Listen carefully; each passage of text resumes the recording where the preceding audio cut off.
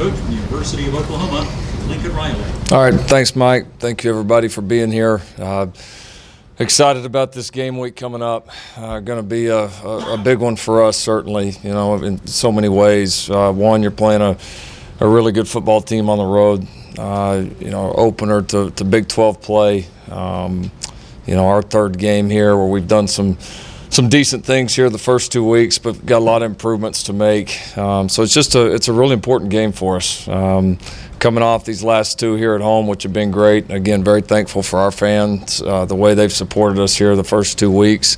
I think our team's done some exciting things, but obviously we've got a long way to go. But you've seen some really bright glimpses, I think, on all three sides of the ball. And so I think within the walls there's a sense of, that you've seen flashes of, how good we think we can be, but we've got to do it more consistently. We've got to continue to grow as a team, and I think we've got a group that's hungry to do that right now. So really excited about this upcoming challenge. Coach Campbell's done a tremendous job at Iowa State. It's really an understatement. One of the most improved teams, really probably in the country over the last few years. Obviously we had a heck of a game with them last year. They had a great season, knocked off a lot of really good football teams, won a lot of games. They're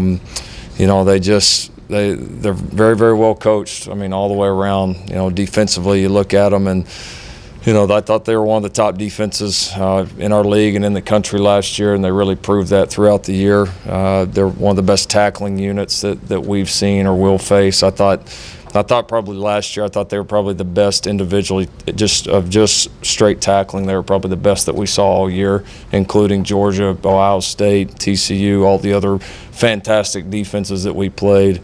This group did the best job of tackling, and so they really make you work. They're very smart schematically. I think their personnel is continuing to improve as they recruit better and better, so they're certainly a challenge defensively. Offensively, again, they moved the ball well. Obviously, Kemp, the quarterback, came in last year against us and played extremely well. I know he's, we're not sure exactly which quarterback we're going to see again, but that's kind of been the theme this year. So really nothing new there. But they do some very good things schematically that put you in a bind. And then I think we're going to see one of the best running backs in the conference. Their guy's really a physical player, does some really, really nice things on film, very difficult to tackle. So that'll be, slowing him down is going to be a big key to the game regardless of who's at quarterback. And again, really looking forward to going on the road. We've loved playing on the road here for the last few years. I think this team's excited to get out there and go play somebody else in their own venue. It's something we've always looked forward to as a program, as coaches. So very much looking forward to it. No, we announced the deal about Rodney. Obviously a tough deal. I think we said in the statement, really all that we felt there. So excited that we've still got him here as a leader, as a captain. He'll still have a big impact on this team, just not on the field. And like I said, we'll have other guys step up and be ready to go. All right, with that, we'll get started. We'll let Al ask the first question. We just got to do that, right? Yeah. Ricky, can you tell us exactly what the knee injury is, and are you going to do running back by committee now? Yeah, just talking with Rodney and his family, I think we're just going to leave it at just a knee injury that's going to end the season right now. And they've got a little bit of time here to decide the best course of action from here for his future. So, our people will be very involved with that. And then as the backs here go forward, it's just going to be based on performance. If we kind of like we were last year for a large part of the season, if all those guys are performing well, but nobody is really just totally outplaying the other, then I'm sure we'll play a bunch of those guys. If we get a guy that gets hot or really starts playing at a high level, we'll certainly feed him more reps and with that more opportunities. So we feel good about those four. It's going to be good for TJ Pledger and Kendi Brooks to be able to get more reps, not only game reps, but just throughout the week of practice. That'll be big for their development. And, it'll be very similar to the beginning of last year where we felt like we had good players and we just we kept feeding them the ball. Guys had different big games. I think we had 3 different guys last year rush for 140 plus in a game. So we got guys that are capable. They've got a really good offensive line blocking for them, and we don't expect any drop-off. Eric Bailey. Is there more of a comfort level this year compared to 2 years ago when you had your 2 starting running backs out? And had Dimitri run the ball? Yeah, this is definitely better. Obviously not a perfect scenario for us, but no doubt the depth that we've been able to bring in that room is impactful, and also too because we don't really have anybody like Dimitri right now, so that could do all those different things. So yeah, I mean that's nice to know that you hate to lose a guy like Rodney, of course, but to still feel as confident as we do in our run game, in our back specifically, is a good feeling. Jason's next. Lincoln, given Rodney's 3 career-ending injuries that he's had, do you expect that he will be back next year, or is that still up in the air? Well, I fully expect that he'll play. He'll probably have a decision to make of if it's going to be at this level or the next level, and that's that'll be an interesting one, but one that certainly doesn't have to be made now, and won't be. I know Rodney and his family. I'm sure will think everything through, and it'll be I think it'll be one of those things where this kid. I talked to him last night, and just thinking about it for a while, the injuries that he's had have been kind of isolated. It's not like the guy's gone out there and had 4 or 5 knee injuries on the same one. So and the way this kid can rehab the physical specimen that he is, I told him I don't think this injury is going to have any impact on the rest of his career in football, other than it's just going to delay it a few months. I mean, this guy's so mentally tough. He's so physically gifted. He'll probably come back better. I mean, I would be shocked if he doesn't, whoever he's playing for. Ryan. Lincoln, after the game Saturday, you talked about a conscious effort to focus on special teams. When did you realize that needed to be part of your plan moving forward, and maybe what was it that brought you to that point? Just some of the reflection after the season, getting away, for a few days there after the Rose Bowl, and just kind of taking a step back and trying to look at the whole thing and saying, all right, if we want to continue to put ourselves in this position and continue to have a chance to win these big ones, what are the major steps we need to take as a program, and then also looking at the staff structure, looking at kind of at my role the first year and where I needed to be better. I mean, in all those areas, that was one thing that I kept going back to, that I had to do better. We as a staff had to do better. Our players had to do better. I mean, we needed to really step up there. And so, I think, like I said, a lot of people have done it. We're only 2 games in, but obviously off to a good start. Barry next. Yeah, Lincoln, do you have a good sense yet of how good your defense is? We said before the year that, hey, you'd be tested with these opposing offenses. So have you been tested, and what do you think they are? Yeah, no, I think we've definitely been tested. I mean, I saw, game 2, I saw Chris Robinson threw for, I think, 470 yards. And I think UCLA is going to do some really good things offensively throughout the year too. So, we'll continue to see great ones. I mean, we know that when we get into this conference. I mean, you're going to see great offenses. There's no doubt about that. So we'll continue to be tested. But I do think we're better in the front 7. I mean, I really do. I think we've taken some steps there. We're going to have to continue to grow. We're going to have to stay healthy. But I think we're better there, and I think if our young players in the secondary continue to improve the way they are, then we've got a chance. And like I said, I still think people on the outside forget that, we've played a lot of good defensive games here over the last few years. I mean, you don't win 3 straight Big 12s and go to the playoff twice playing no defense. We've had some games here and there where we have not played well, and I think sometimes those stand out in people's minds. But we've had some excellent games too. And so, for this group, what you're banking on is the mentality, especially up front, that some of the depth, some of the talent that we have defensively, that's going to allow us to do that more consistently. We've done it, 2 games in a row here, but we need to go do it again here against Iowa State. We'll go to John Hoover in the back. Yeah, Lincoln, excuse me. Matt Campbell said today, Kyle Kemp day-to-day, more day-to-day than it was. Do you have a sense of how that's going to shake out and how you're going to prepare for that? No sense how it's going to shake out. I mean, he's, either going to be ready to play or he's not. I know they've got a backup that they feel really good about. It's had a little bit of game experience too. So, I think they they are who they are, and we all are. I mean, each guy may have a little bit different talent here or there, and there may be a few things new here or there, but you've just got to be ready to adjust. And so we're going to have to be able to do that defensively, regardless of who they play. And, if we can play sound assignment football like we have and fly to the ball, then I like our chances of playing well. Go to Dean here in a minute.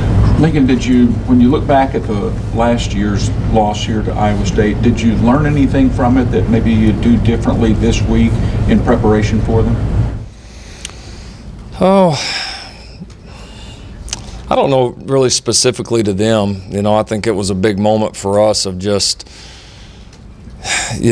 playing as well as we did early, and then having a couple opportunities to put the game away, and we didn't do it. And I mean, if you let a good team like that hang around, you give them opportunities every now and then, you're going to get beat, and we did. And so, they were, a lot of people probably didn't believe it before our game, but obviously after our game, and they went on and beat TCU and several other really good football teams. I mean, people figured out pretty quick that these guys are good, and they are good. And so, no, I mean, there was things we didn't do well within the game, calls you didn't like, but I don't know if it was definitely, if it was something that you say, all right, against them we got to, specifically do this better. I mean, we've got to play better overall, and if we get if we do happen to get a chance to put them away, a good team like that, you better take advantage of it.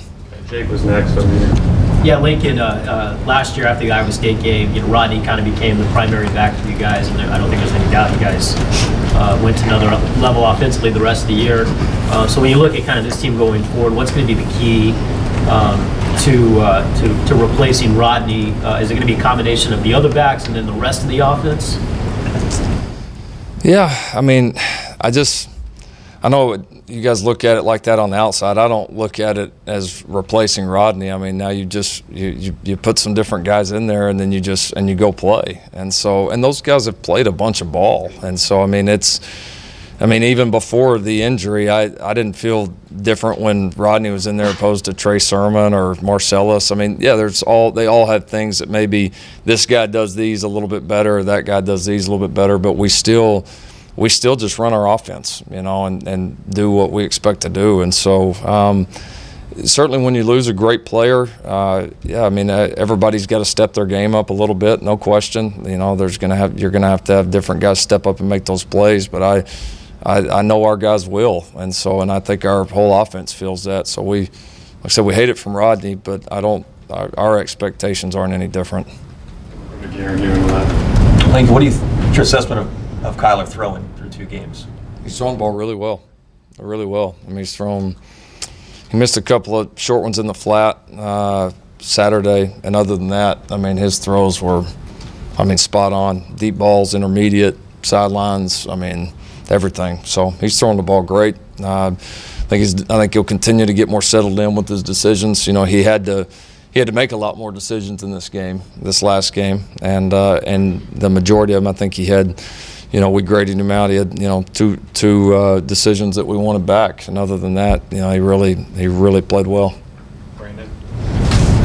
Do you feel like you've been more aggressive? I guess to us, it looks kind of like you've been more aggressive overall this year on defense, opposed to years past. Do you think that it's kind of the personnel that kind of allows you to do that, or is it just kind of Mike just feels a little bit more comfortable with who he has out on the field? Yeah, I think a little bit of both, honestly. I think feeling confident in your secondary, feeling confident in the front seven that when you do try to dial things up, that guys are going to get there and make the plays, which they've been doing.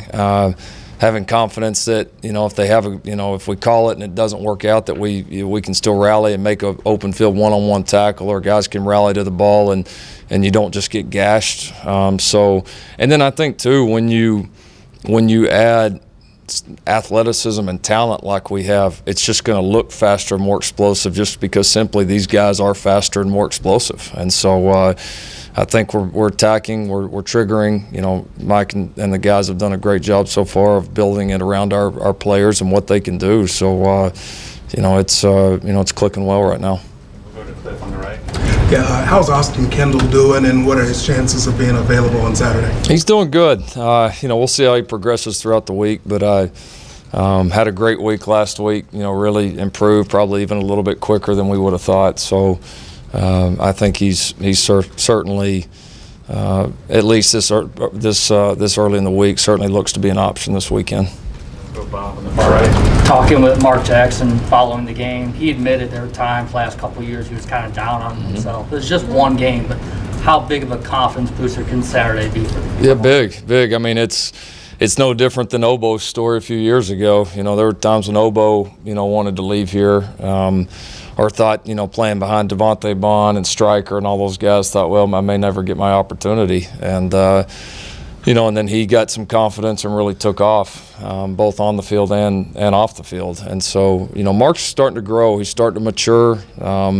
He's getting an opportunity. He made a lot of plays the other day. Still had a few mistakes that you expect, but, have 10 tackles and be involved in several, TFLs is the kind of player he can be and the kind of player we need him to be. So he's getting a great opportunity, and I think he's really getting more comfortable. Mike's getting more comfortable with him, and but I think he's still scratching the surface on how good he really can be. James Hale. After the game, it just seemed like the guys were really down because Rodney got hurt. It seems like he's that important of a player to you. So talk about that dynamic of how the guys either rally or how they come back, and how much Rodney can help that going forward. Yeah, no, they were definitely down. I mean, there's no doubt. As word kind of started to leak through that that he of what they thought the injury was at that time, and later confirmed that no question. A team leader, probably the biggest individual team leader on the entire team. So no doubt it hurt the team, but.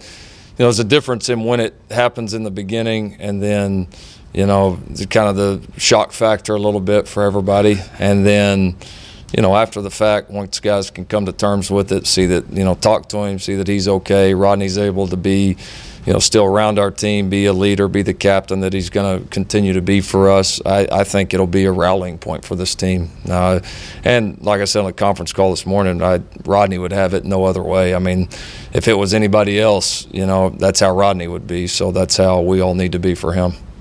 Okay, John McKelvey. Lincoln, so last year you guys lost a couple of leads late in games, and this year so far, I mean, you guys have kind of taken care of business and put teams away.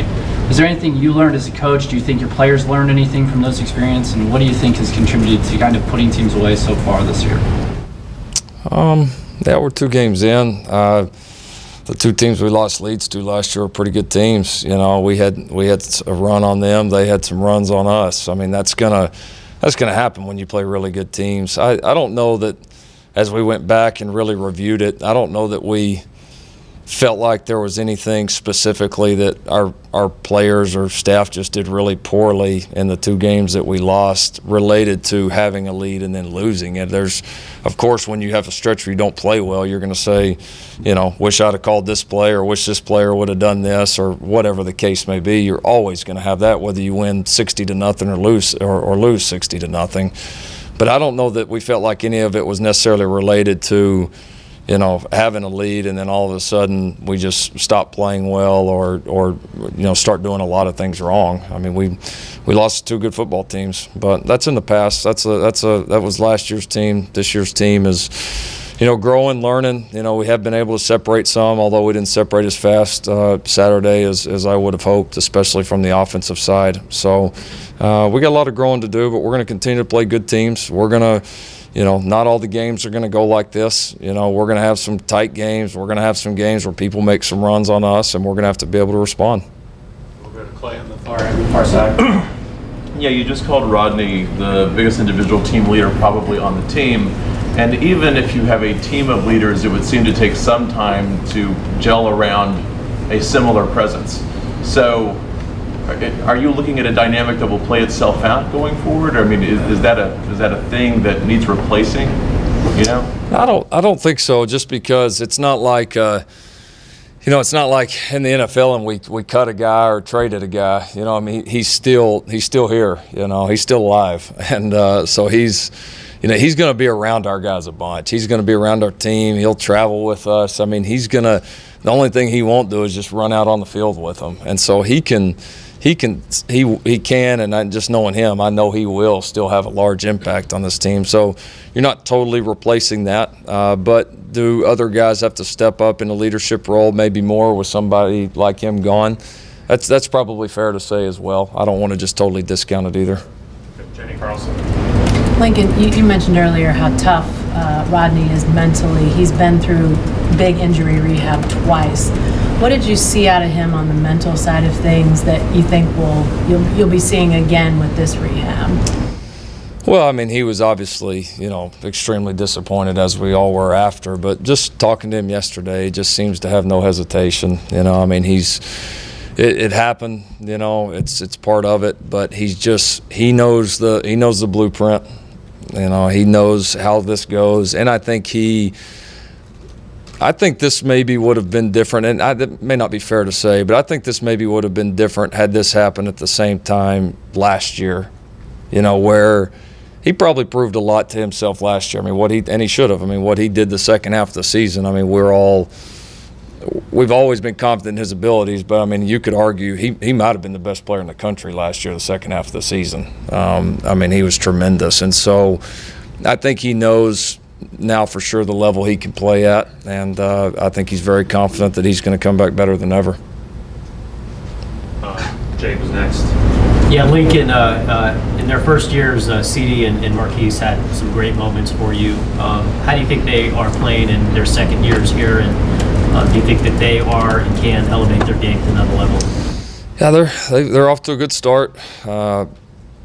They're both more consistent right now. They're both making some very competitive catches, and they're guys that they're going to separate from people, most people at times, and you expect everybody to make those. But if they can also make some of the more contested ones like CD's touchdown, or, my favorite one that Marquise has had this year was probably the one down here in the south end zone where, Kyler kind of had all day and threw him a curl route kind of over the middle, and it was very contested. The one that he cramped up on, it was an extremely contested catch. And so you've seen them kind of grow in that area where if they can make those, they're going to be pretty tough to defend. And they're both playing pretty well, after the catch. It's two good weapons. And really throw A.D. Miller in that mix. I mean, it's three good weapons that we have on the outside right now that are going to give a lot of people trouble. Back to John. Lincoln, you answered the question about Kyler throwing the football. He's throwing the football, making the reads, the decisions. How's he handling the other parts of being the quarterback at the University of Oklahoma, comporting himself in the media, representing himself on campus, interacting with teammates and stuff like that? How's that going, and what do you want to see more out of him? How do you want to see him grow?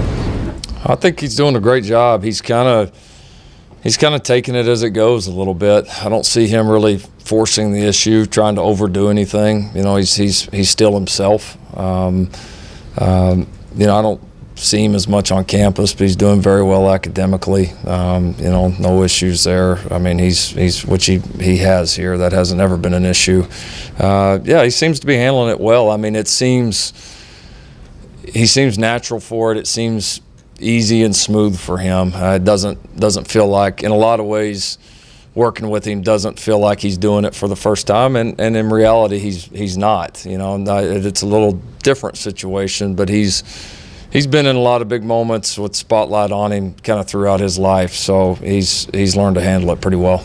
Joey Homer. Creed's first start the other day, how did he grade out when you guys look back? Creed played well. He did. He had just a couple of plays that we would want back, but I mean that's kind of everybody. But he was good physically. Really showed up. I thought he settled in more and more as the game went on. He did a great job communicating with our guys. We were on the same page. For the majority of the game. At a pretty high level. So for a guy's first start playing against a talented front like them and all the different ways that they challenged us, I thought he handled it very well. Kyler was so good, he won a Big 12 honor and a national honor. Yet I'm sure when you go back and look at it, you see a couple of things, a couple of batted balls where guys were open and a couple of swing passes. Can you address moving forward with him, working with him on those things? Yeah, he missed the two balls in the flat that, pretty routine for him. That he didn't miss them by much, but we need him to be better on those. I mean, the batted balls happen.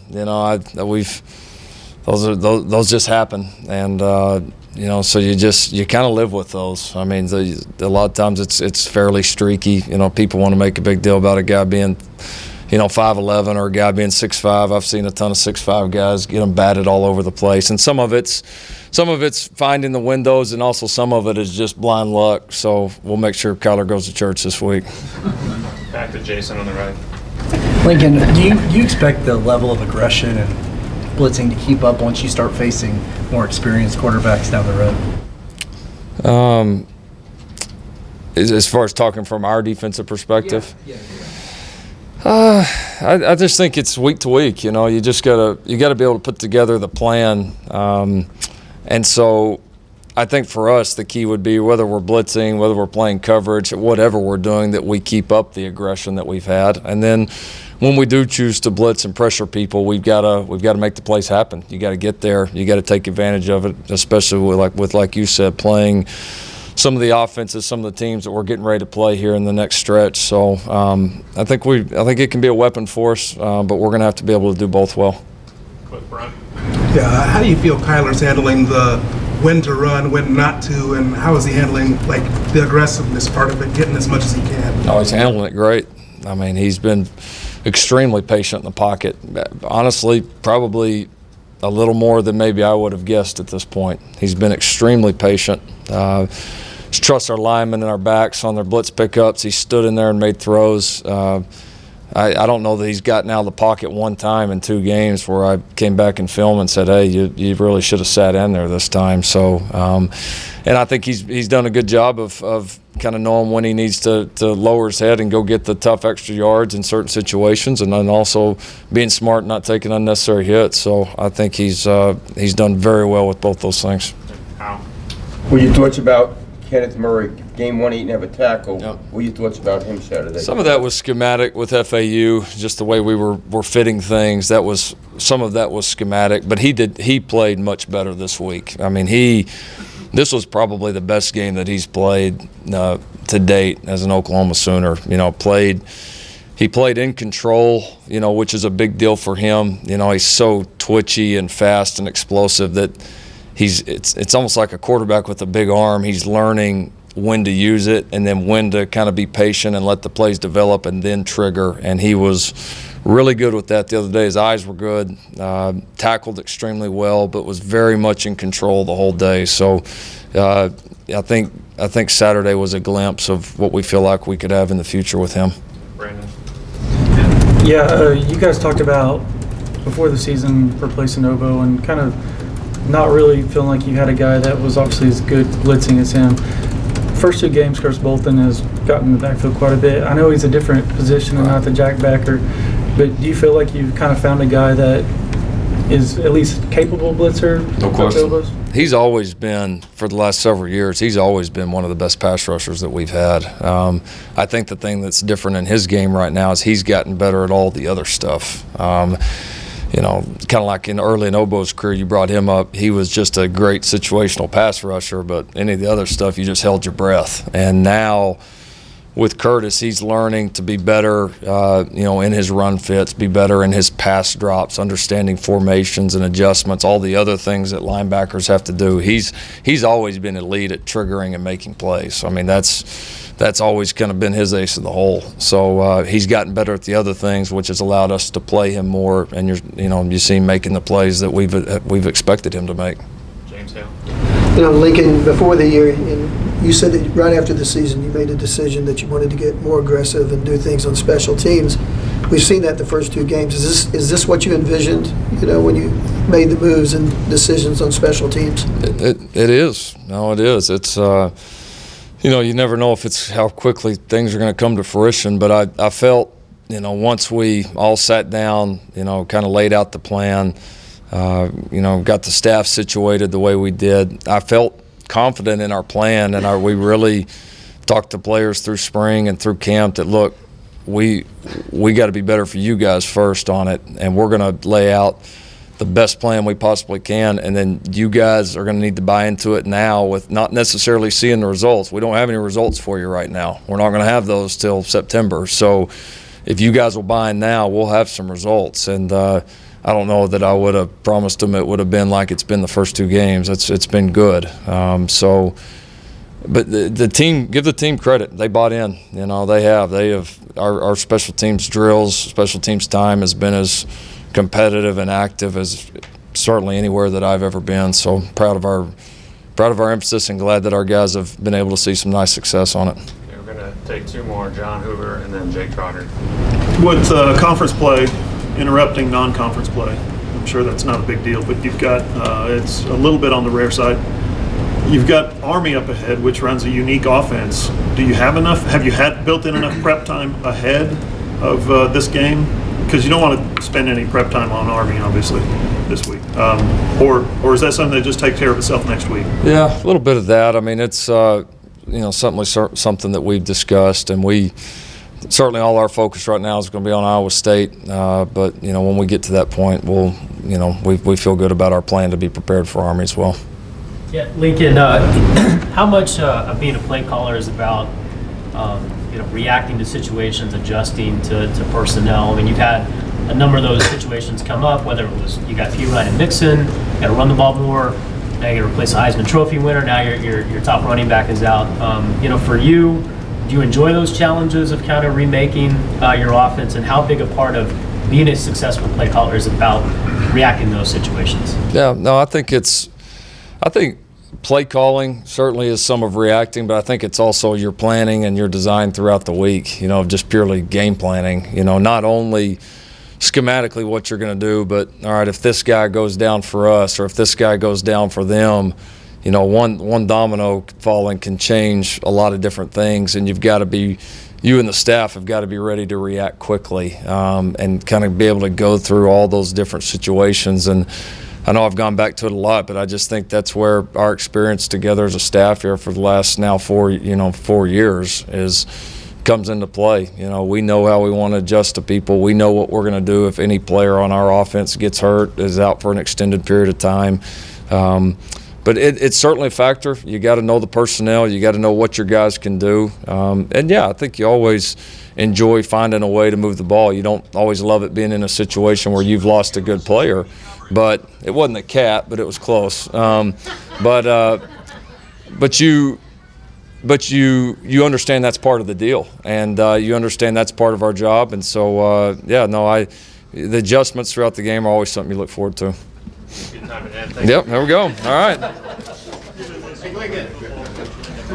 The Sooners will open big ball play on the road.